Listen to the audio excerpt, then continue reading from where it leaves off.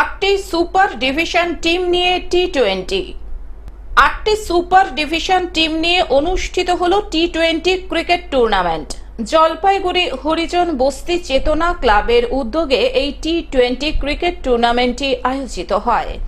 উদ্বোধনী অনুষ্ঠানে উপস্থিত ছিলেন জেলা বিদ্যালয় ক্রীড়া সংস্থার সচিব ভোলা মণ্ডল, প্রাক্তন সচিব কুমার দত্ত।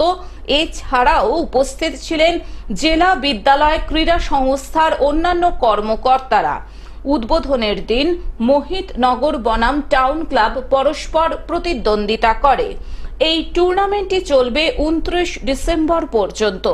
উদ্বোধনী অনুষ্ঠানে অতিথিদের ফুলের তোড়া দিয়ে সংবর্ধিত করা হয়। খেলাটি পরিচালনা করেছেন সানি রাউত ও রামনাথ রাউত। থেকে টি-20 শুরু হচ্ছে, কত টিমের খেলা, কি বিষয় একটু? এটা আমাদের জলপাইগুড়ির আটটা টিম সুপার ডিভিশন যারা পার্টিসিপেট করে, এই আটটা সুপার ডিভিশন টিমকে নিয়ে খেলা আমাদের। এটা আমাদের সেকেন্ড ইয়ার, এবছর টাউন ক্লাব মাঠে করতেছি। 26 থেকে শুরু হলো আর 29 তারিখে ফাইনাল।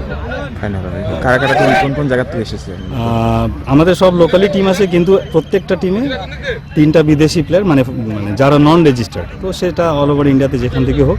আজকে আপনারা দেখতে পাচ্ছেন শিলিগুড়ি, কলকাতা থেকে প্লেয়ারগুলো আসছে। আশা করি আগামী খেলাগুলোতেও আরও অনেক প্লেয়ার আসবে। সবাই জলপাইগুড়িবাসীকে এটাই বলবো যে আসেন, একটু খেলাটা উপভোগ করেন। কার কার খেলা চলছে আজকে ইনঅগারাল ম্যাচ হলো Mohitnagar club versus town club. Jalpaiguri থেকে সায়ন সেনের রিপোর্ট, গ্লোব নিউজ। এখন থেকে গ্লোব টিভি দেখুন আপনার স্মার্টফোনেও। গুগল প্লে স্টোর অথবা অ্যাপল স্টোর থেকে ডাউনলোড করুন গ্লোব টিভি লাইভ অ্যাপ। এছাড়াও জিও টিভি অ্যাপ থেকেও দেখুন গ্লোব টিভি লাইভ।